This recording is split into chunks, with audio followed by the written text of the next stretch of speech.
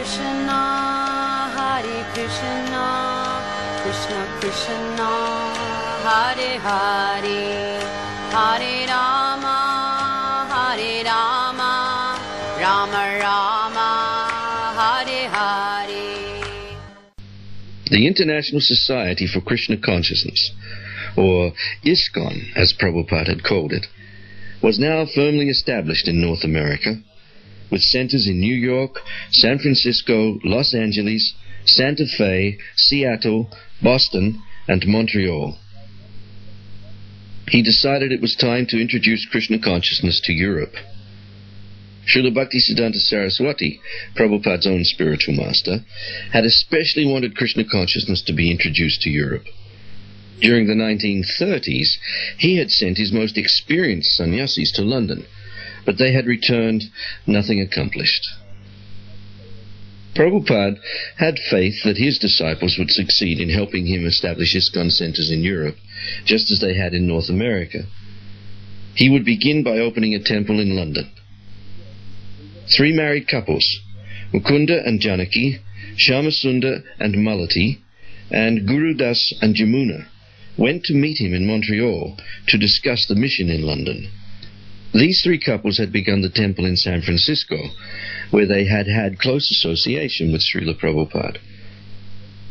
They had helped him introduce Kirtan, Prasadam, deity worship, and Rathayatra among the hippies of Haight-Ashbury. Now they were eager to introduce Krishna consciousness in London. Prabhupada asked the 3 couples to stay with him in Montreal for a week or 2, so that he could train them to perform Kirtan expertly. Chanting Hare Krishna is not a theatrical performance, but an act of devotion, properly conducted only by pure devotees, not by professional musicians. Yet, if Prabhupada's disciples became proficient in their singing, Londoners would better appreciate Krishna consciousness.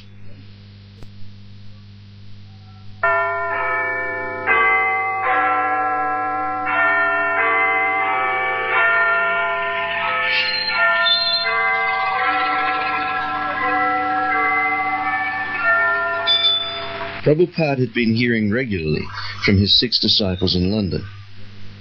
Having little money and living as separate couples in different parts of the city, they found their greatest inspiration in Prabhupada's letters.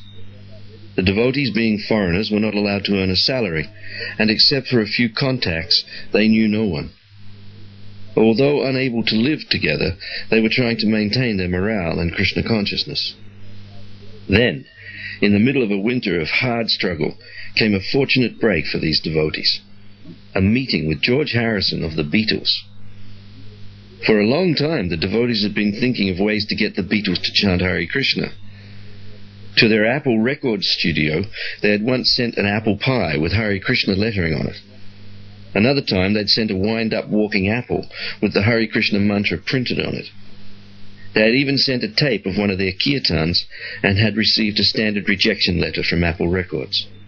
So it seemed to be Krishna's special arrangement when Shyamasundar suddenly met one of the most sought-after celebrities in the world.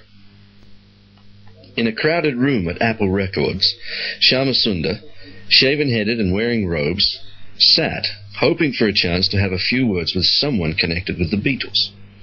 Then George came downstairs from a conference. As he entered the room, he saw Shyamasundar. Walking over and sitting down beside him, he said, "Where have you been? I've been trying to meet the Hare Krishna people for the last couple of years." Shyamasundar and George talked together for an hour, while everyone hovered around. The next day, Shyamasundar went to George's for lunch, where he met the other Beatles, Ringo Starr, John Lennon, and Paul McCartney. They all had questions, but George was especially interested. Shyamasundar continued to see George regularly, and they soon became friends. The devotees had an idea that the Beatles make a record chanting Hare Krishna, because then the mantra would certainly become world famous. George liked the idea, but he preferred that the devotees sing it and he produce it on the Apple label. "You guys make the money rather than we get it," he said.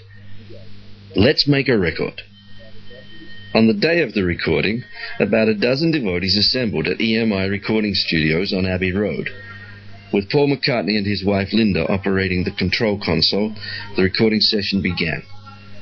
Everyone worked quickly, making side one of the record in about an hour. George played organ and Mukunda played a mridanga drum. Jamuna sang the lead, with Shamasunda backing her, and the other voices blended in the chorus. On the fourth take, everything went smoothly. Afterward, George dubbed in the bass guitar and other voices. The devotees, the engineers, everyone felt good about it. This is going to be big, George promised. As the record went into production, the devotees returned to their regular life, still living separately. Prabhupada set the time for his arrival for early September. He would go to Hamburg and then to London, he said, even if there was no temple. Miraculously, only 2 months before Prabhupada's arrival, things began to come together. Hare Krishna, Krishna Krishna, Hare Hare, Hare Rama, Rama Rama,